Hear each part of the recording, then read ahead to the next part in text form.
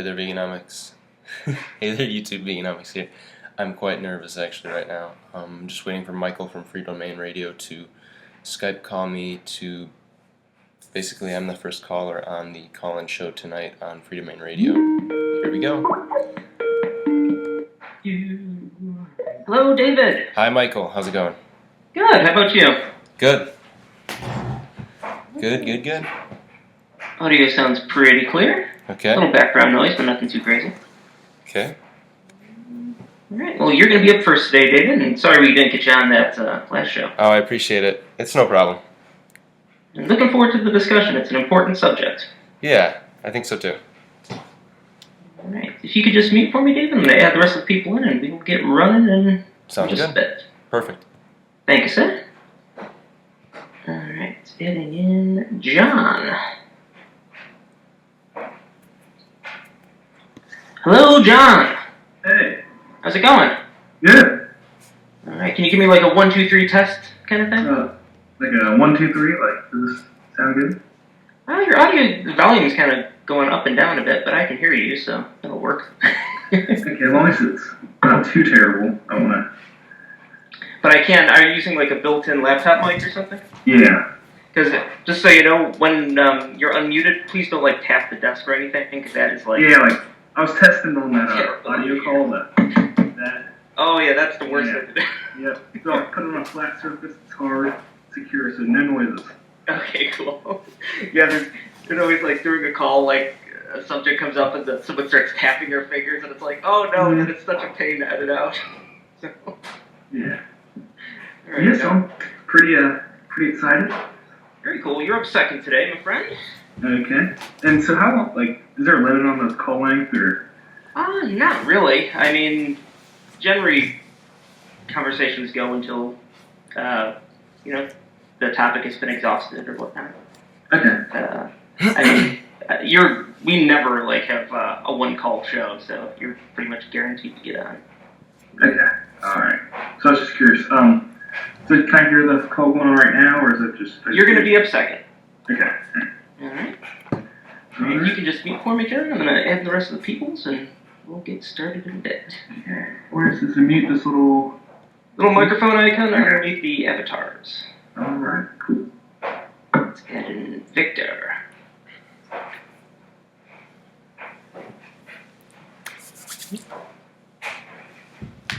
Hello, Victor.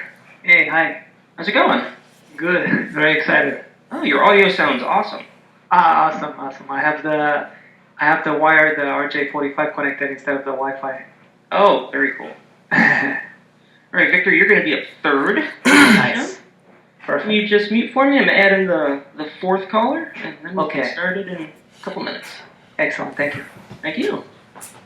Let's call Curtis. Let's not let him call Curtis. There we go. He's a Ninja Turtle as his avatar. Hello, Curtis. Hello. How's it going? I heard Squirtle, so I know you were talking about me. Is that a Ninja Turtle in your avatar? It's hard for me to tell. No, it's Squirtle from Pokemon. Oh, see, I'm not up on my Pokemon, so. Yeah, it's okay. Alright, well, I got you as the fourth caller today, Curtis. Okie dokie. And we're just about to get started, so if you can mute for me, Okay. I'm going to try and find a host, and we'll get the shindig on the road. Do we have a host?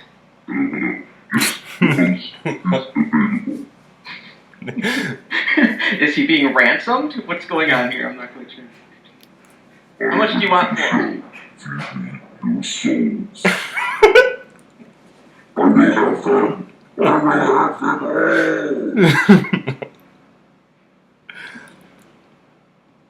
It's weird, the audio quality is actually better than normal.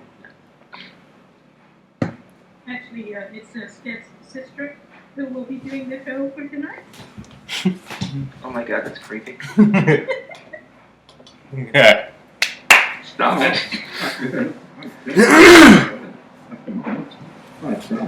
That's how I'm going to sound probably for the whole show. That's all right, but everyone else. Or perhaps I should speak more like this. First caller today, Lucifer. Lucifer wants to know, how do you take down heaven in the ages of Christ? Inquiring minds want to know! Did I get some sort of sound box? It's really hard to tell, isn't it? Izzy got a new toy, didn't she?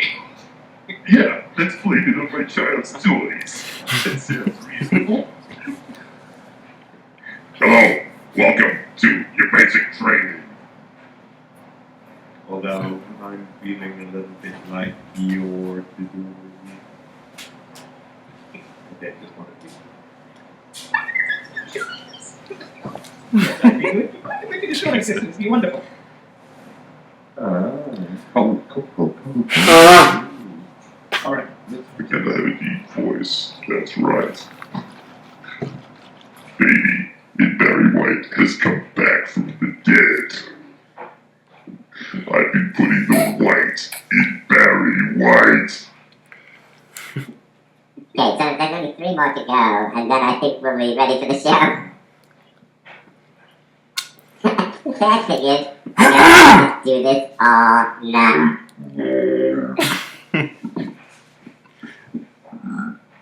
Alright, I think that's the last one. It's called Scrappy Kid. I'm sure I can do this one and have a great time! Alright. Bad news Done is with I that. have a headache and the show isn't even started yet. Now, you do realize that now that I have this toy, there'll be quite a bit of post-production. I'm gonna pay for you to break it within the... I think that's a good idea. Hopefully it'll go the way of your nose hair trimmer and, after it's released, one that Yeah. About right. tile. About right. Never give a new host. An old host, new toys. I'm sorry, do we have a show tonight? Do the show. Okay, we should probably do something about that. Uh, Good evening! Oh, should I start now? Yeah, start now. What? Okay, right. Good evening, everybody. Sit down, Molly. Freedomain Radio. Hope you're doing well. 21st February 2015. Oh, is it a Munchkin month? Is it a vertically challenged month?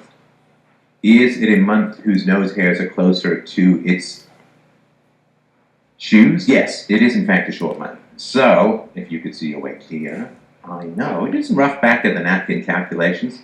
We've got about 500,000, probably to 1 million listeners. And I think that based upon the statistics of PayPal and other associated income streams, I'm guessing that a significant majority of you are not donating. Now, it is a short month, so if you were to feel at all like donating, now would be the month to do it. S'il vous plaît. That means if you would pay, please, because my French is very ancient. You go to freedomainradio.com/donate to help us out. Pay for what you consume, do the right thing. You don't need me to nag you. Actually, you really do. Statistically, you really do need me to nag you. And so if you could do that, that would be fantastic. And if you do that, then it seems to me highly likely that we will not end up using the voice box, which we were playing around with at the beginning of the show. And I think that would really be to the benefit of everyone's sanity. Well, except mine, because I think it'd be very fun. But yeah, freedomainradio.com/donate. If you could help us out, that would be beyond fantastic. And with that having been said, Mike, who do we have on first? Alright, well, up first today is David. David wrote in and asked, does it violate the non-aggression principle to not be a vegan? If not, how can we justify slaughtering billions of animals per year when it's been proven that we do not need to consume animals to live a happy, healthy life? Should we all go vegan for the planet? All right. Interesting question. What are your thoughts? Hi, Stefan. David here. Hi. How you doing? I'm well. How you doing? Good. Okay, so first of all, I wanted to kind of agree upon the definition of the non-aggression principle. So, in my eyes, it's the idea that each person has the right to make his or her own choices in life, so long as they do not involve aggression, defined as the initiation of use of force or fraud against others. Do you agree with this? Yeah, the non-aggression principle, thou shalt not initiate force or fraud against others. Sure. I mean, I think that's pretty standard. So if you initiate the use of force, that would be infringing upon the non-aggression principle, obviously. So, Correct. yeah, my question is, can we morally continue to slaughter animals against their will when our survivability and health is not incumbent upon doing so? So if you could just sort of give me more of an explanation, because the non-aggression principle generally requires a sentient being, right? Like, so if I have some sort of infection and I take some sort of antibiotics, Right. then that's not a violation of the non-aggression principle, right? Because you're right. Okay, right. So where there, like, the non-aggression principle applies to creatures who are capable of comprehending the non-aggression principle, right? And this is for people as well. So if I'm walking next to you and I have my sudden first and unexpected epileptic attack and thump you in the head, I don't think that people would be overly like, oh, what an evil guy, he beat someone up, right? It would be like, well, that's a real shame, right? Sure. And that's because I would not be in control of my body, would not be able to, at that point, process the non-aggression principle. Similarly, if I suddenly just start sleepwalking and you leave your house unlocked and I wander into your house, that's not the same as me coming in to steal or do harm to you or whatever. Because by sleeping, I'm not in a state where I can process the non-aggression principle. Similarly, at the very low end of IQ, it's possible, of course, that moral responsibility fades into the woodwork and so on, right? So babies thump people occasionally, but we don't, because they don't understand the non-aggression principle and not even in full control of their bodies, right? Right. So it does require that the agent, to be covered by the non-aggression principle, be able to comprehend the non-aggression principle. And as far as I understand it, that does not cover animals. Now, that doesn't mean that I'm indifferent to the welfare of animals in any way, shape, or form. Right. But I think if you want to tie the non-aggression principle in, then you're going to have to find a way to have it cover agencies which do not comprehend the non-aggression principle, which I think would be tough. Like, if an animal attacks a human being, and often that animal is put down, but it's not put down because it's morally evil. Right. Right? It's just dangerous, right? And so that, I think, is a challenge. What do you think? Well, I think that, humans are entitled to self-defense, of course. So, I can't remember the last time that a wild animal attacked me. We live in 2015. We don't really have to worry about a lion chewing our head off, So if that ever happens, by all means, self-defense is a great thing. But I guess the question would be, is it morally... Oh, sorry, hang on. Just interrupt. I mean, the major danger, of course, doesn't come from wild animals. Right? Every time you wash your hand, you are killing billions and billions of bacteria in order to keep yourself safe. Sure.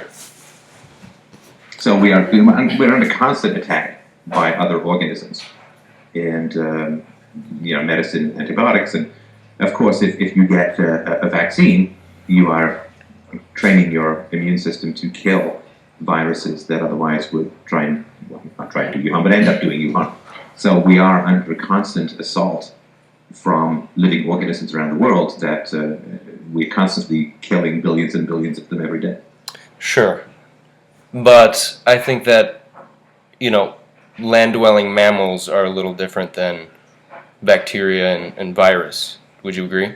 Well, no, but we're looking at the principle. Land-dwelling mammals can't comprehend the non-aggression principle, and neither can viruses, right? So they would sort of be under the same, in the same category. Where I think your point is coming from, which I don't want to be like annoying guy who blocks all progress in the conversation. I think where you're coming from is you're saying, look, we wash our hands because otherwise we can get sick, and we use antibiotics because otherwise we could get sick and die. But that's different from voluntarily choosing to eat meat, which we don't have to do. Is that sort of the difference? Yes, but then also, would you say that bacteria are sentient beings? Well, for purposes of philosophy, there's a category called can comprehend the non-aggression principle, right, and cannot comprehend the non-aggression principle. The scales of lack of comprehension have some validity, but there is that fundamental divide. But so you're saying that an animal would have to be able to understand our linguistics then, our spoken language, human spoken language.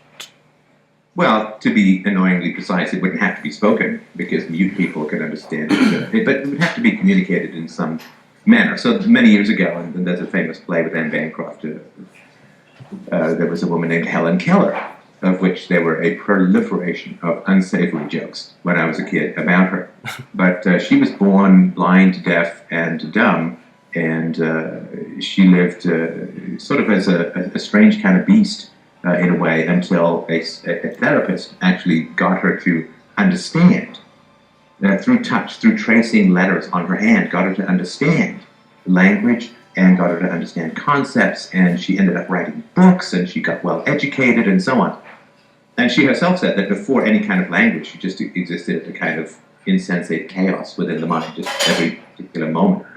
But the only sense that she really had, of course, was taste, smell, and touch. Right. But so prior to her having any concepts, would she be covered by the non-aggression principle? I don't think she would. But after she learned language by this woman tracing the letters on her hand, and after she learned language and concepts and ideas, then she would be covered by the non-aggression principle. What the hell is going on in the background here? My roommate's falling from the trunk of a mafia. I don't know what my roommate's doing back there. Okay, keep going. No, that's it. Okay, so I guess another thing that I would like to mention is just the topic of speciesism. And so speciesism, defined in philosophy, is the discrimination based on judging others not for who they are, but what they are not, right? So the lives and experiences of non-human animals are usually considered less important than those of human beings simply because they are not like humans. Obviously, a dog does not share the same intelligence that we do, the same level of intelligence. Yet non-human animals have emotional lives and feel pain, pleasure, fear, and joy. So I would argue that any form of aggression toward a being that we can share empathy with would be a violation of the non-aggression principle. And I hate to keep going in a circle with you. This is the challenge of philosophy, is you would have to make that case. Yeah. Right? And I'm not sure what we share empathy with exactly means. Does that mean that it would have to be an animal that would be a pack animal? Because as far as I understand it, it is pack animals who have the greatest capacity for sort of bonding and empathy, the difference between sort of dogs and cats and so on. Mm-hmm. So how would you, if you could sort of break it down for me a little more, what does it mean to say those we share empathy with? That's a tough one, I guess. But I just think, I think about the slaughterhouses. I think about what's going on so that, I think about the subsidies that the government puts in to be able to go to any nearest store and buy a cut of meat. That's basically what I think of. So, I'm thinking, like I was saying, just animals, so lambs, babies. These babies are being slaughtered. Lambs, veal is particularly repulsive, right? Right. They feed these baby cows like unbelievably rich nutrients and keep them from moving so that their meat gets as fatty as humanly possible, and yeah, it's utterly repulsive what is done. Well, that, and then the baby cows. Baby cows are taken from their mothers after the mothers are impregnated against their will. A female cow a dairy cow will be pregnant. I don't know how many times. I think it's like 10 times within her life against her will. And then every time they birth the calf, it's stolen from the mother because we need the milk, right? The humans are, not even supposed to be drinking another species' milk. Like, we're the only ones that do that, you know what I mean? It's disturbing, to say the least. Well, okay. I'm willing to accept these arguments, and my position, for those who don't know, and this is not syllogistically reasoned out from first principles. Some of the earlier stuff around the non-aggression principle is closer to that. But my position is that if the true cost of livestock were reflected in the price, Right. meat consumption would collapse. Mm-hmm. I mean, they say what it takes 7 times the water, 7 times food to produce, 7 times the energy to produce a pound of meat rather than a pound of wheat. Yeah, I think it's more like 11 times.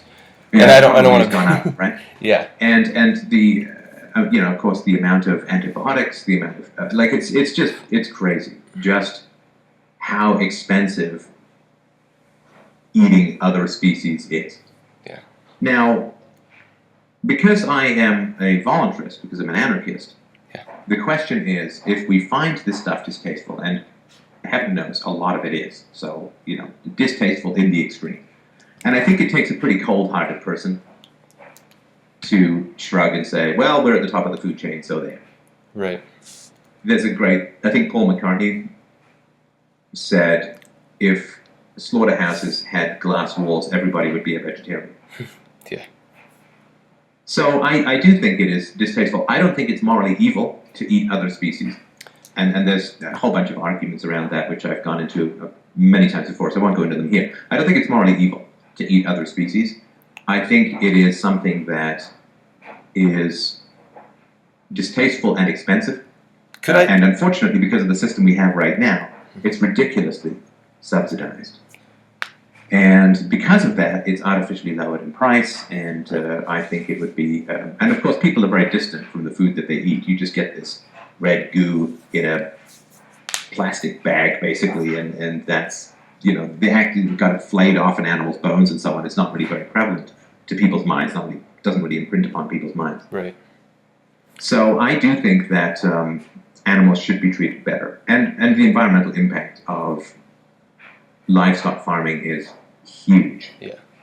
And there is, I think it does damage people to some degree to be that distant from the destruction that they are, in a sense, participating in. So I think it's a negative practice, and I think that the more we can move towards not eating other animals, I think the better. Mm-hmm. I think that case needs to be made morally, but I think the best way to do that, of course, as I mentioned here before, is treat children better, raise them peacefully, explain to them the realities of the the situation in the world, and let them make their sort of informed choices as they get older. So I think it's one of these. Should everyone be a vegan? I don't know. Honestly, I mean, I have no idea because I'm not a nutritionist, I'm not a doctor, I don't know what the health requirements or issues are and so on. Right. But I certainly do think that the animals, of course, if there was not livestock farming, these cows would probably not be alive in the first place, right? Because they're raised, they're alive in order to be preyed upon or exploited in this manner, or say used, if you want more sort of morally neutral terms. I think there would be significantly less of them, fewer cows. I don't think that they would exist in the wild. They would be grazing pastures. Yeah, I mean, if we could just find a way to ride cows in competitions, they'd be like horses, and they would then occupy a different moral category in our mind. I mean, seriously, it is deranged, the artificiality and the shallowness.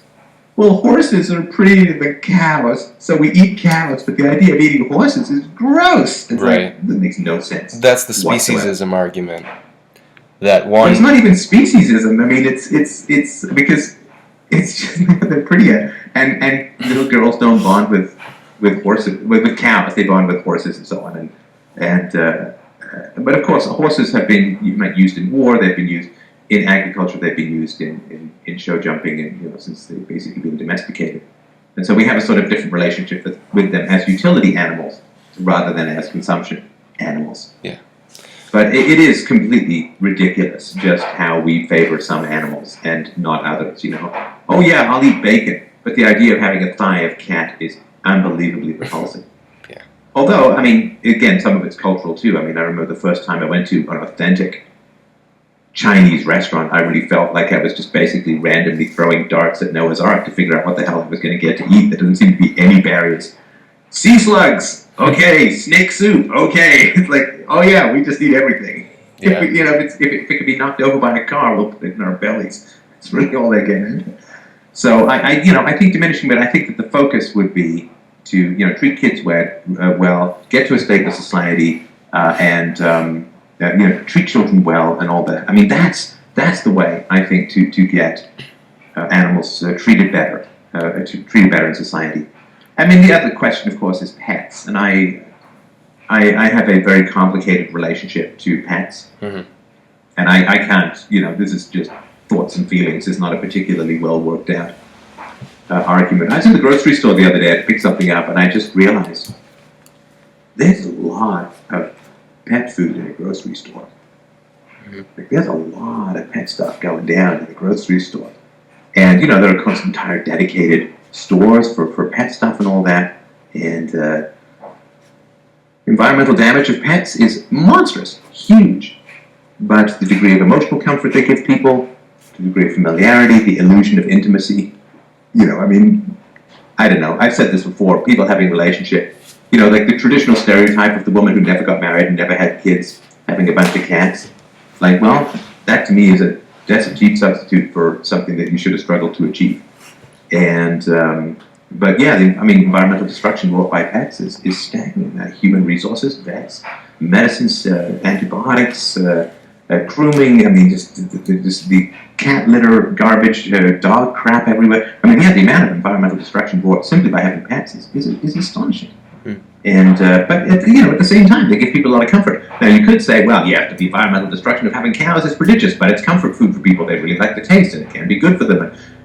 So it's complicated. But I would like to see children treated better, growing up with the kind of empathy that would include other species, and no more subsidies for all of this butchery. Right. Could I jump in there for a second? Yeah, good. Okay, so kids first. I totally agree. I don't disagree with that. But I think that couldn't we just say no violence altogether? And that would cover both of them. That would cover animals and then also the children. Because we were just saying children. Let's start with children, but why not both? I'm not sure what you mean. You mean both equal? Yeah. Why can't we? No, that's not possible. Come on. I'm talking about impossible because look, there is something. The whole reason why we ended up as a dominant species is because of DNA affinity.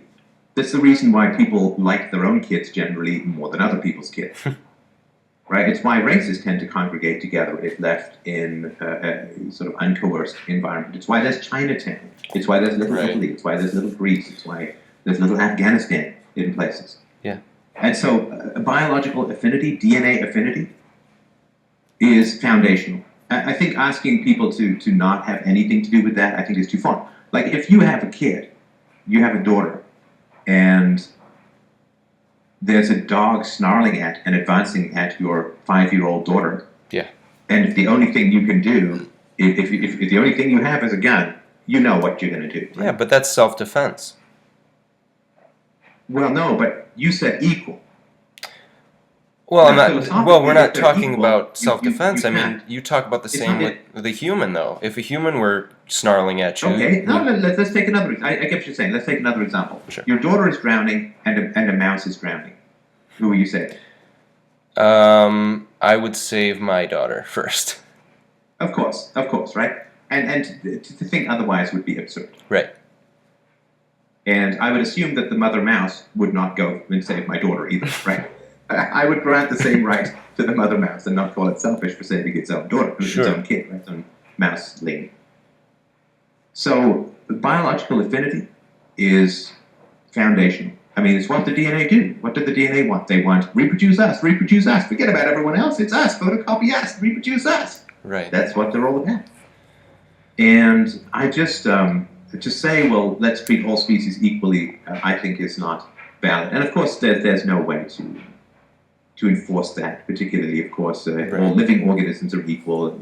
You can't take any medicine. You get what I'm saying. You can't wash your hands. It all becomes very silly very quickly. But I do think that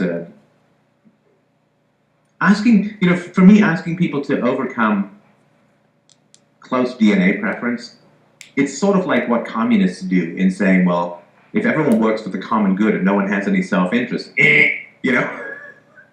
we only gained the capacity to develop a concept called communism because we respond to incentives, and we have close DNA preferences and our species DNA preferences and all that. And so that which I've sort of never been a big fan of a philosophy that is only developed because of particular biological imperatives, then saying, well, we should overthrow these biological imperatives.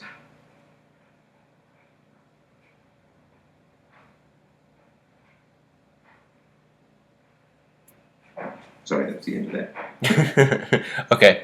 I mean, you just can't make it equal. Because again, sorry, and the other thing too is that in order to be covered by the NAP, you have to be able to comprehend the NAP. Right, but I still think that's a little speciesist because, you know... No, you're making the question because you're saying it's biased, but you're trying to establish whether it's biased or not.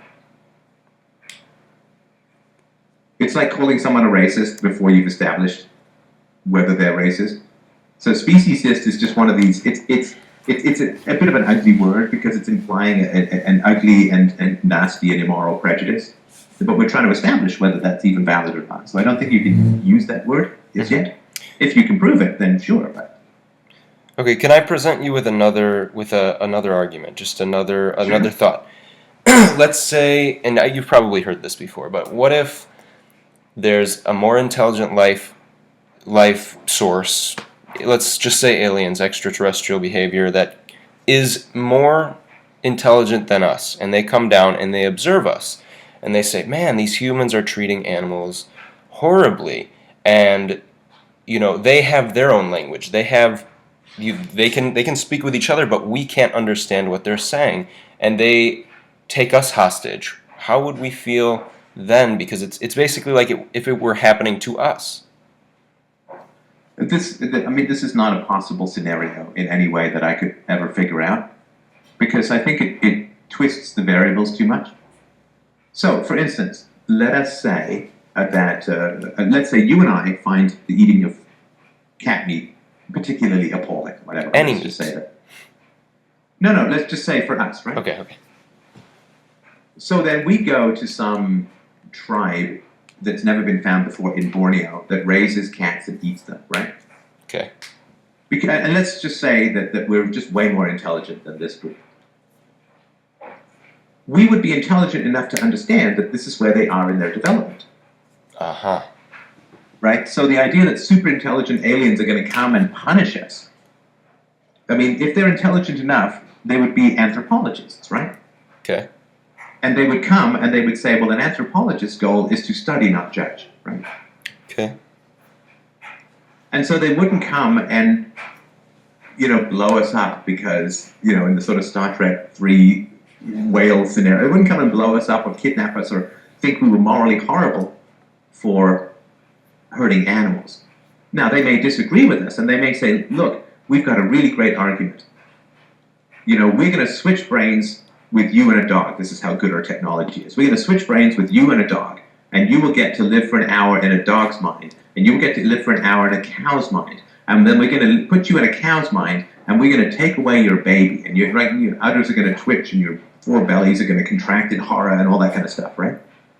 Mm-hmm. And then we would pop back in our own minds and say, oh my God, I'm never touching meat again. It would be like eating a friend, right? It'd be like eating my favorite dog. Okay. So they wouldn't come down and do something horrible to us. They would come down and say, well, this is where they are in their development. And we can make better arguments. We have the technology and so on. But the idea that they're just going to come down and do horrible things to us. Because being intelligent also, they would recognize that maybe they would have gone through a phase of eating animals, right? Then they'd have had to, pretty much, right? I mean, unless it was an all-vegetable planet, in which case, I don't know, we just throw some onion dip at them and let meatloaf eat them up. And so they would have had to have gone through an eating other animals phase, and then they would have developed some argument or some understanding or something that we don't know about that allowed them to surmount that. But then they couldn't come to us who don't even have any idea about that and then punish us for that. Does that make sense? Sort of, but then couldn't you also say that we as humans, being the most intellectual moral agents on the planet, have a duty to stop all violence when it's not necessary? Well, again, you'd have to make that moral case. I'm Stop making it. all violence when it's not necessary. Yeah. These are very easy things to say, but actually putting them into philosophical, objective, universal form is really tricky. It's sort of like the argument of like, well, the government can redistribute income to end poverty. You know, if that's the beginning and end of the sentence, well, who could really disagree with it, right? But actually putting it into practice and defining it in a way that doesn't mess everything up, or doesn't get ridiculously confusing, and doesn't suffer from slippery slope and you know, all this sort of stuff, right? I All think these it's logical kind problems. of, it's not really, it's kind of apples versus oranges, because in my instance, I'm trying to stop the initiation of use of force, whereas you're going to an argument for more government, which is the initiation of the use of force in and of itself. No. The point is not whether it's more or less government. The point is, it's easy to say, well, we have a duty to stop all unnecessary violence, right? Right. But the definition of violence and the definition of necessary and the definition of duty and what it means to stop that, these are all very complex issues. Sure. And you're kind of skating over the surface and giving a sentence that sounds plausible. But what you need to do in the realm of philosophy is really dig into those terms and figure out if you can make an argument for them that really holds together and is actionable. Mm-hmm.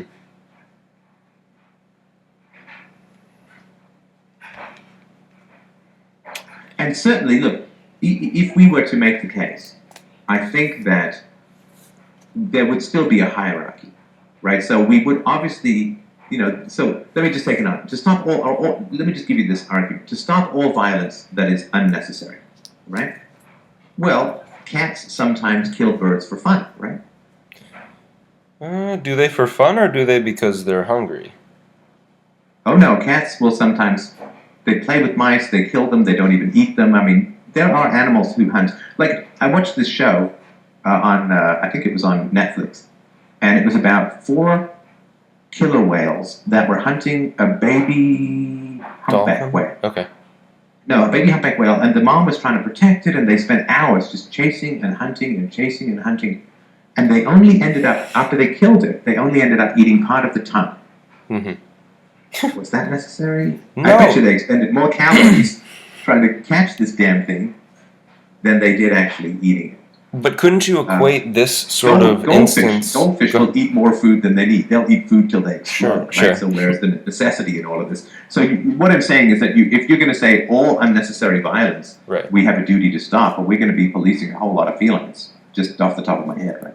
That's what I mean when I say it's easy to say that kind of stuff. It's hard to actually work out how that Right. Could how go that, how that happens in practice. Right. And I think the thing with the killer whales and the humpback whale and the bird with the cat and the bird, I think that almost, to me, it equates to a human being who is a psycho, who is a psychotic, and goes and shoots up, you know, his own kind. So goes into a Walmart and shoots down half the people in there. No, these are all different species.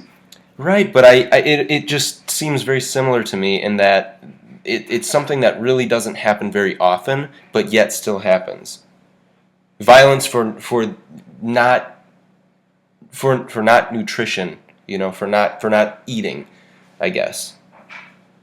So I don't know if you could maybe make the argument that there's a chemical imbalance, you know, because there's in the human species, we have people that are born, you know, that have chemical imbalances in their brains, right?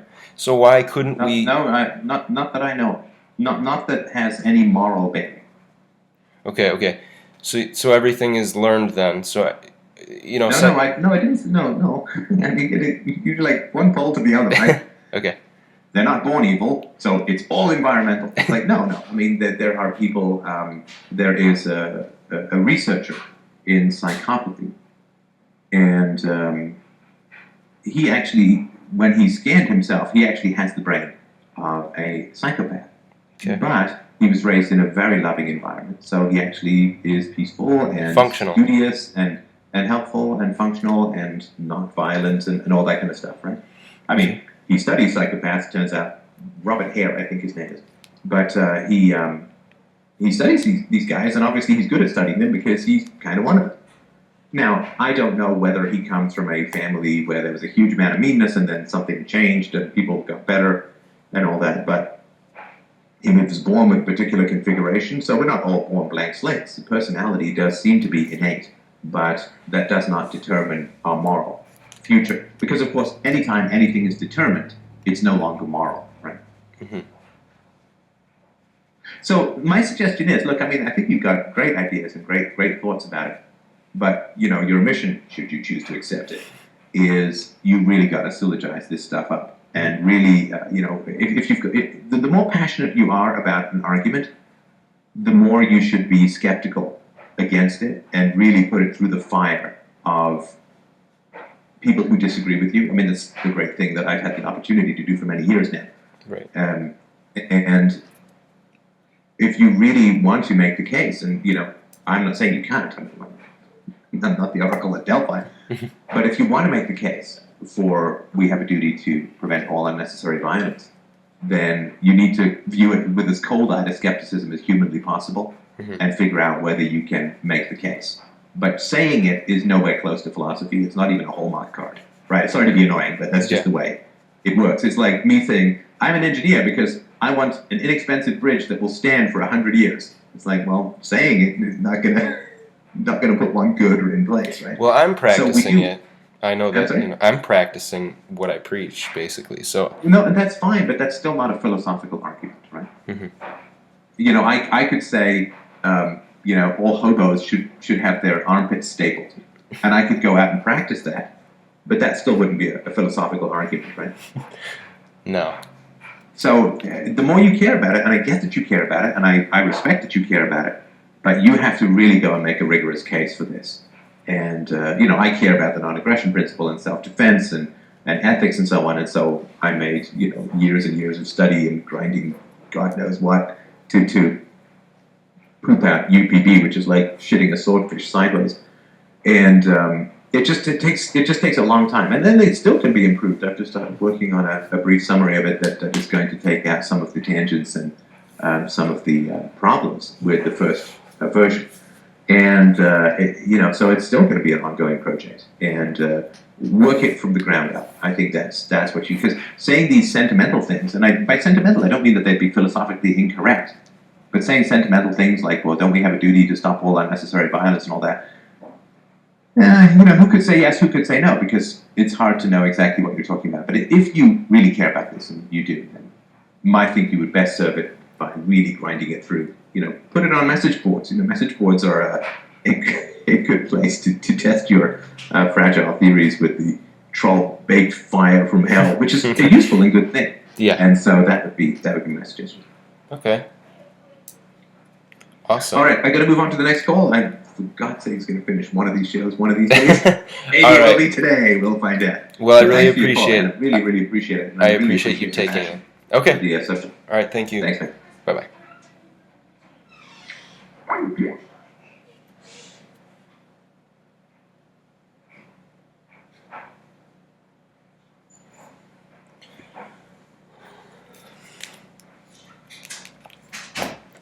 All done.